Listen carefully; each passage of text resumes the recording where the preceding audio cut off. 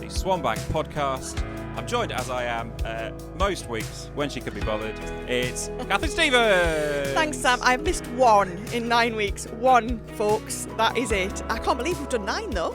Can't believe it. Well, I've done 9. You haven't I've done 8. You've done 8. But doesn't it feel like we've done about 3? Feels like we've done 3. It still feels like we don't know what we're doing. That's not what I was meaning, Sam. Okay, I felt like fine. it was really established and that kind of thing. But it's part of our routine, isn't it? It is. This is the most preparation I've ever done for one of these podcasts. You might not be able to tell, but we don't spend much time preparing for these, do we? Not really. We just see what's going on and we just see where we get to with our conversations. I've got some Easter jokes for you. Great. Are you ready for these? I really am ready for it. I mean, if you were to type in Google Easter jokes and click on the first link, you'd be able to find them. I haven't got my phone, so I can't do that. What is the Easter Bunny's favourite kind of music? It's something to do with hip hop. Hip hop. Hey! Very good. How does the Easter Bunny stay in shape? Does hip hop? No, he exercises. Exercises. Oh, okay. What did one Easter egg say to the other? You look smashing. That's good, but not quite. Heard any good yolks today? Oh, okay. Very good. Are you enjoying these? I am. Do you like my Shall answers as well? I'm great. trying really hard. Shall I keep going? This is good. It feels like we're having fun. What do you call an Easter egg from outer space? An extranaut. You're so close. An extraterrestrial. Oh. Yeah, that was close. What do you call a very tired Easter egg? This is appropriate for us, I think. Okay. I don't know. I can't even guess. Exhausted. That was so easy as well. Yes, we'll go a couple more. This is very appropriate for me. What do you call a line of rabbits jumping backwards? Stupid.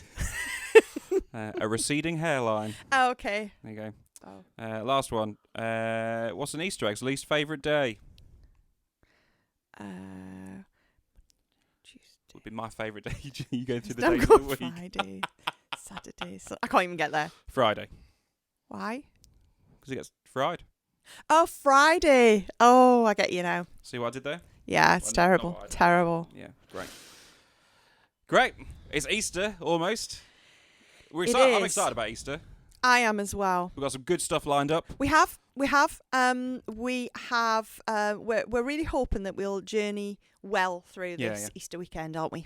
We are indeed. So by the time you've listened to this, we'll have done our Maundy Thursday service. Yes.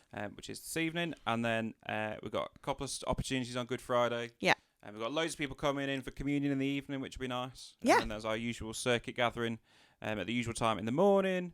Then we're very excited about Easter Sunday. Yes. Big, exciting, all-age family opportunity to celebrate together. Yes. And then the lovely Peter Hancock coming in the evening as well.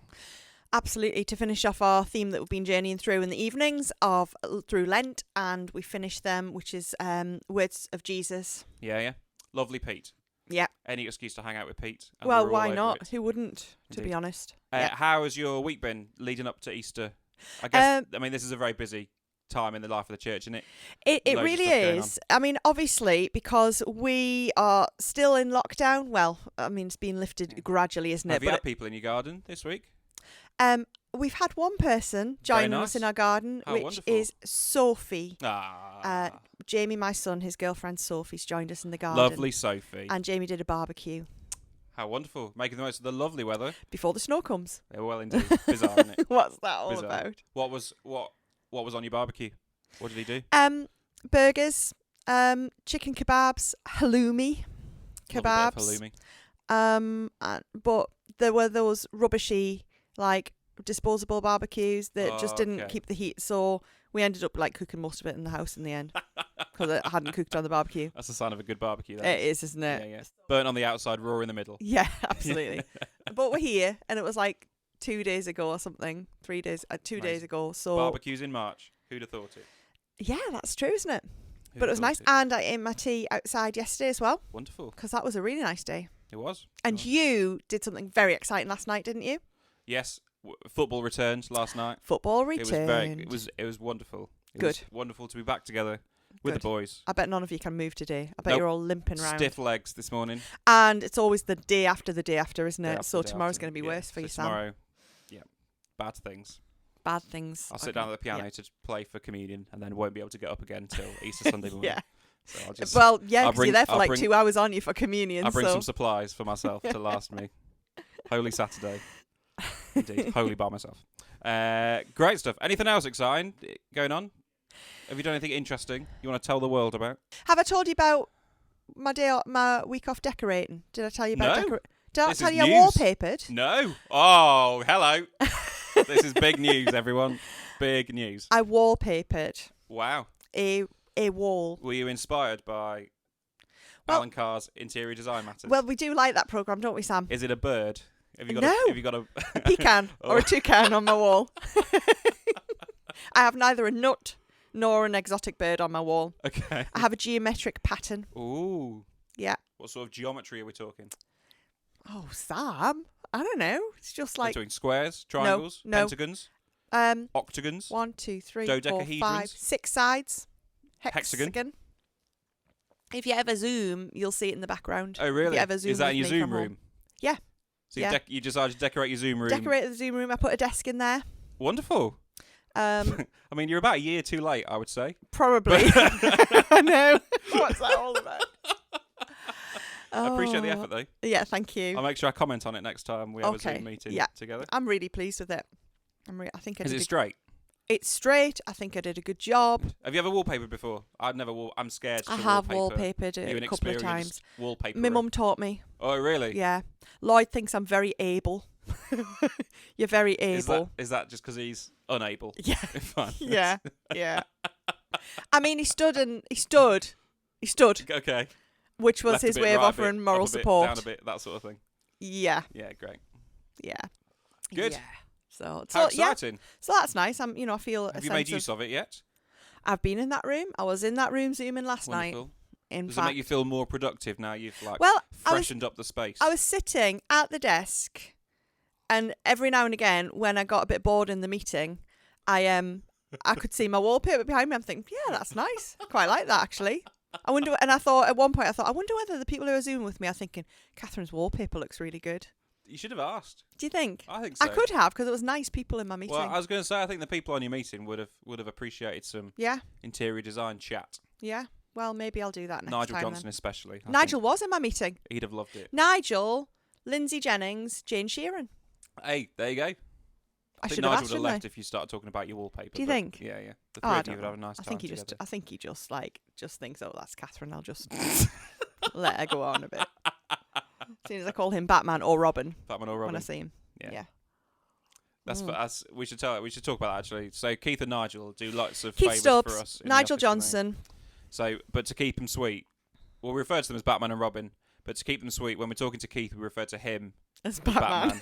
And when we're talking to Nigel, we refer to Nigel as Batman. But obviously, we don't tell them that or share that with them to keep them on our There are side. other pairs, other duos that we think we could use. Chuckle Brothers are two, I think, that fit quite nicely.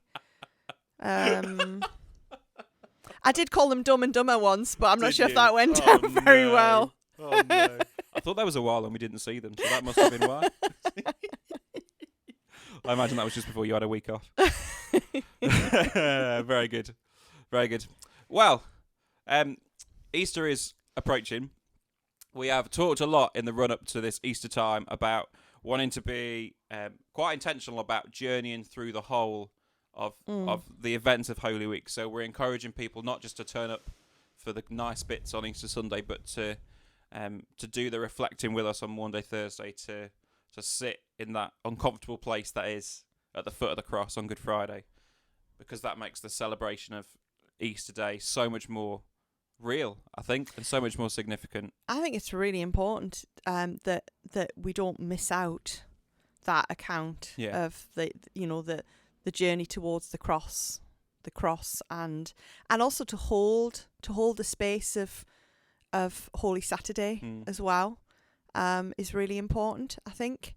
But a number of churches don't always do that, or a number of Christians don't always do that, and I think we maybe miss something.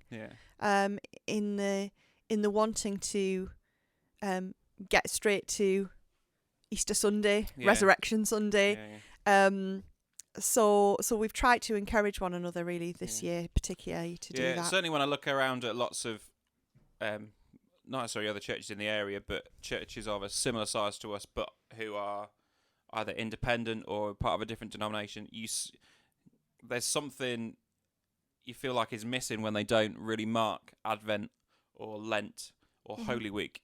And that's a bit of a hark back to some of the traditional Christian calendar stuff. Yeah. But actually, I don't know if it's just because I've grown up with those traditions as a young person, but something for me that are really important markers through the year and just draw you back to the heart of those stories. Yeah, absolutely. And we are quite low church here, aren't we? Yeah. Which I'm very comfortable in. But I have learned over the years to appreciate the seasons, the church seasons, really, because it does give a helpful flow to the year.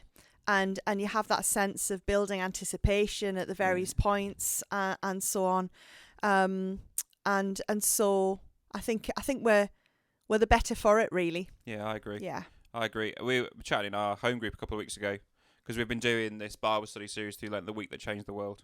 Yeah. And so one of the questions on the last Bible study was how do you feel that we keep returning to these stories year on year on year? Do you think we come a bit sort of numb towards them? Yeah. I think the general feeling was that there's something really powerful about coming back to these stories and not just skipping over them, but every year trying to put yourself in that place and trying to understand afresh. Yeah. Not just what Jesus did for us, but then the stories of the people around Jesus at the same time as well. Yeah.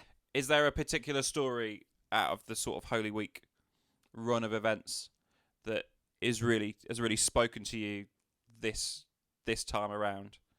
Because we spent quite a lot. We spent, I think, more time in some of those stories this year than we have maybe before, because we've been doing them all the way through Lent, haven't we? Yeah, we have.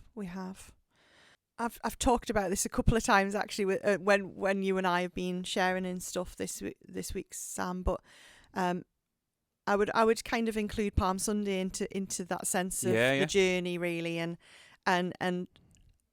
so forgive me if you've heard me speak about this, but it was that phrase that's just kept coming back to me all week, and it's from Luke's Gospel, the account of Jesus coming into Jerusalem on the donkey, and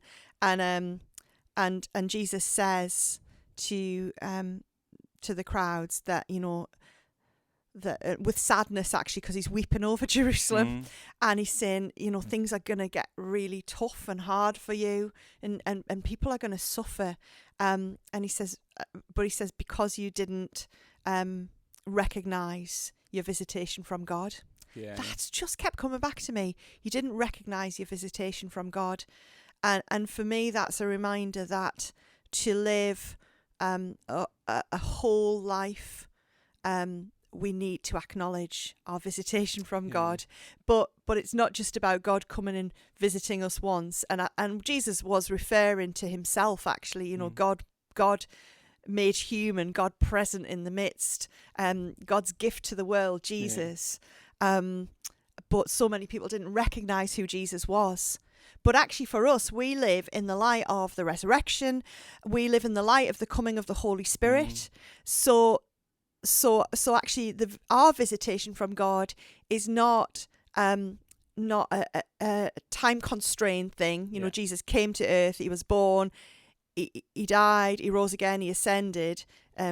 Jesus is not physically in person with us in the way that it was 2,000 plus years ago. But we have the presence of the Holy Spirit with us always. So actually our visitation from God is constant in many ways. But how often do we not recognise our visitation from God? I.e., we don't recognise God is present with us all the time. Yeah. And I think something I am maybe guilty of is noticing it but not stopping and waiting in the moment. You notice it and then you...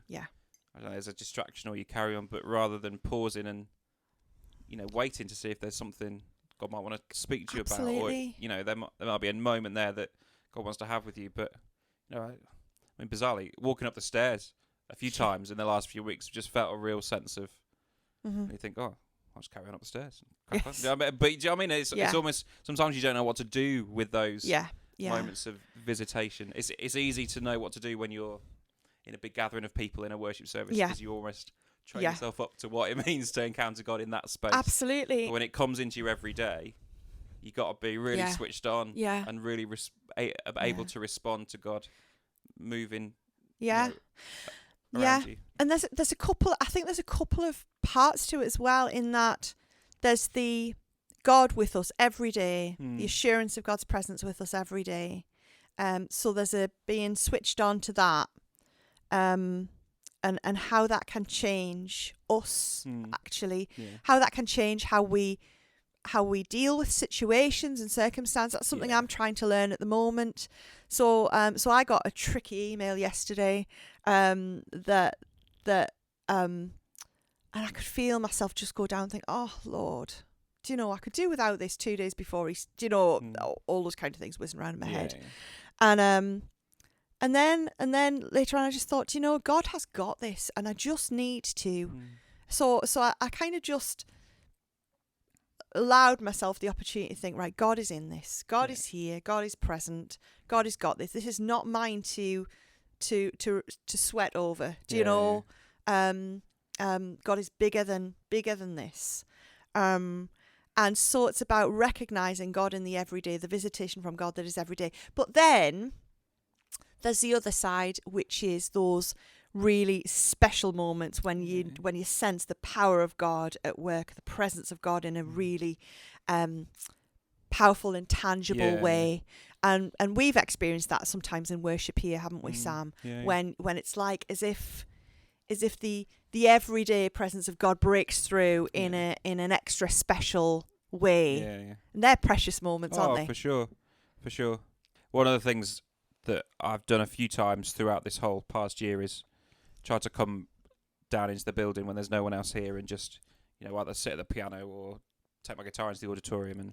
And there's something about that space that is, you know, people talk about thin places, and there being places where there's something about it that just makes you, I don't know, extra in tune with God, or you know, God speaks to you in a particular place. Yes. And I'm just really conscious that there's been so many lives that have been transformed in that room over hundreds of years. Yeah. And so I've just been trying to tap into some of that a few times, which has been really powerful. There's something quite sad about you being the only voice in that room.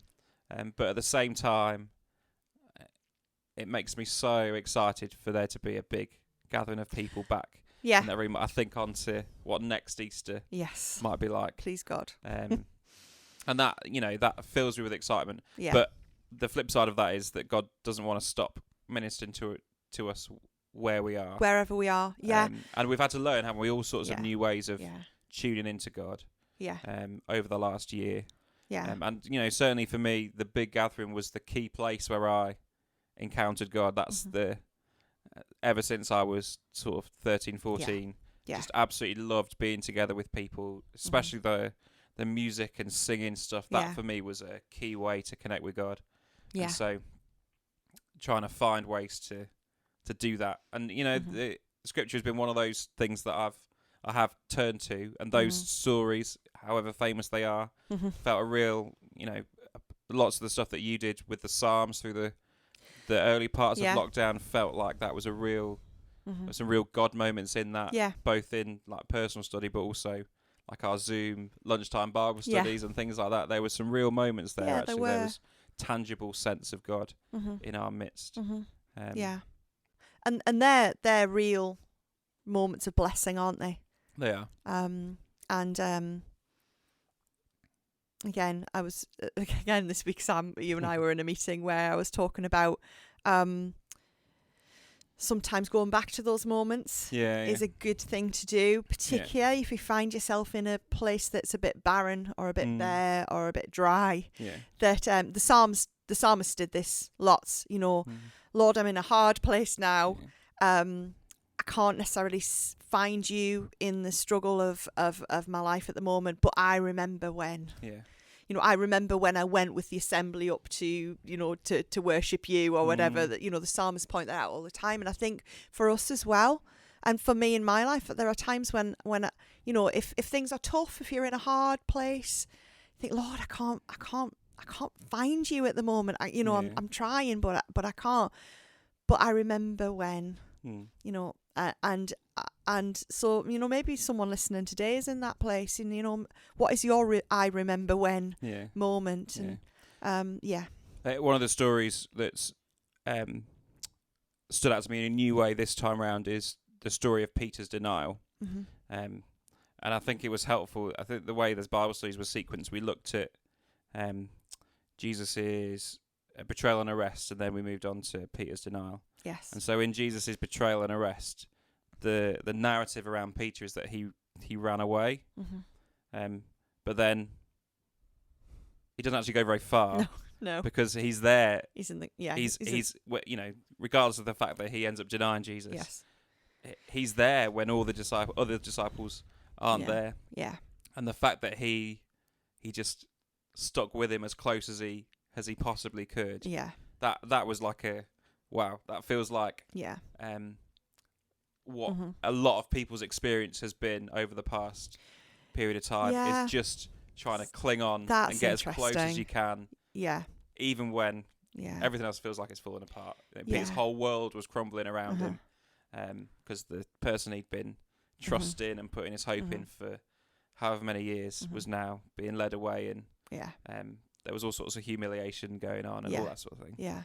The fact that he's stuck in that place. Yes. And also, he was the one who chopped off the guard's ear, so he was probably in some trouble as well. Yeah. Yeah. And all those elements of the story, I'd never stopped. Yeah. I think I'd even noticed them before. That's really that's really insightful, actually, isn't it? And we hear of John being by the cross, don't we? Yeah. And we hear of some of the women disciples by the cross.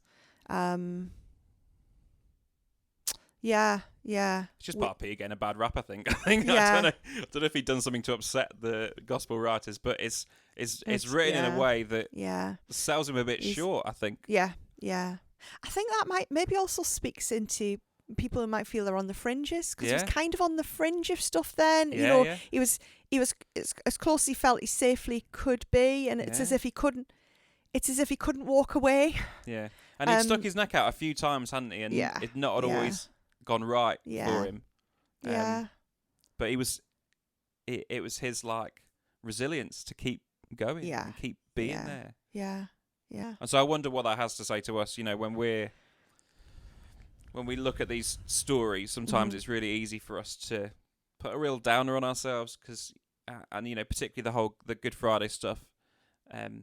We were chatting with somebody earlier in the week and talking about the significance of hammering the nails in. We've done that at SwanBank a lot of times before. You hammer your nail into the cross and you reflect on how you are part of and put Jesus on the cross.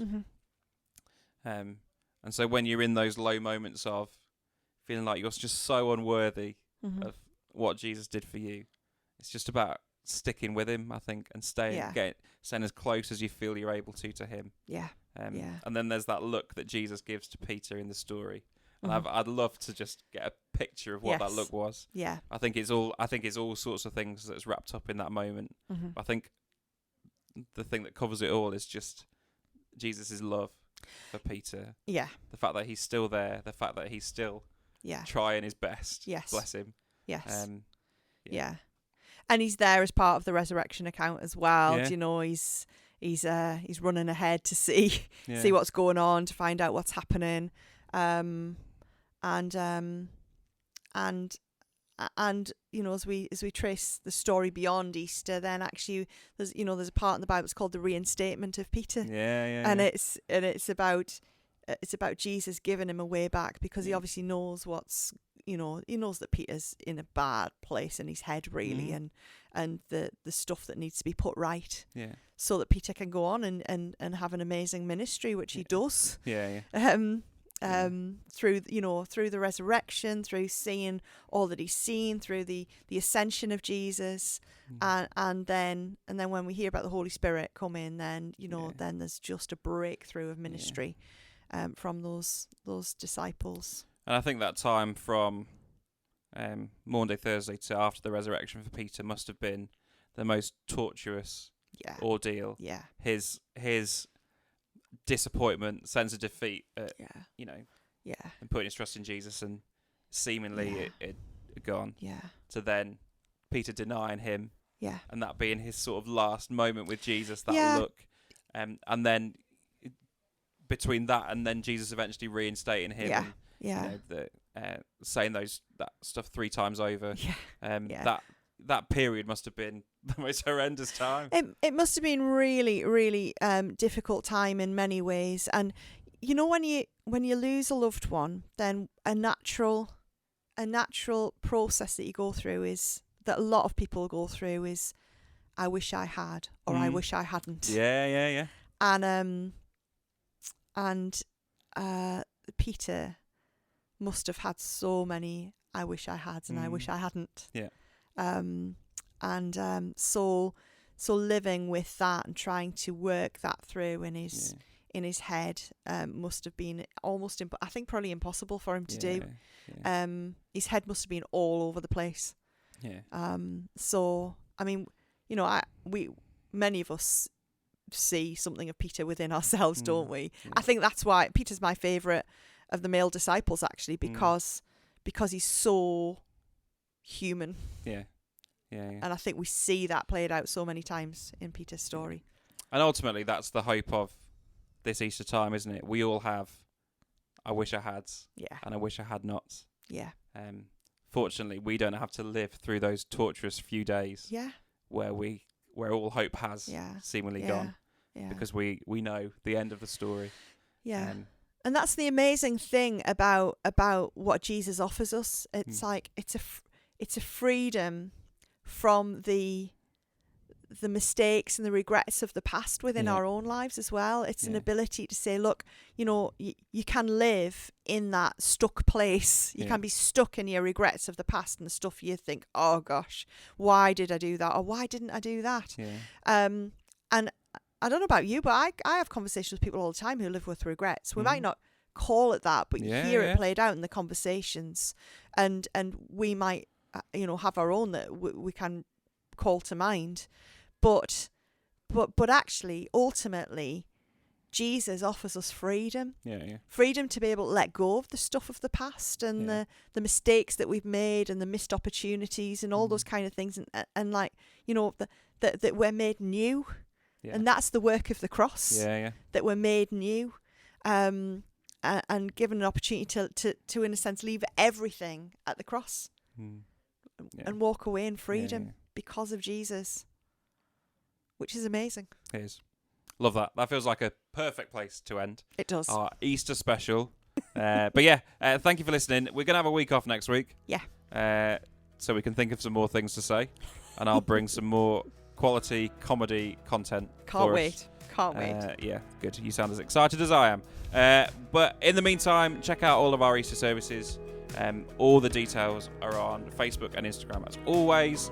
And we will see you very soon.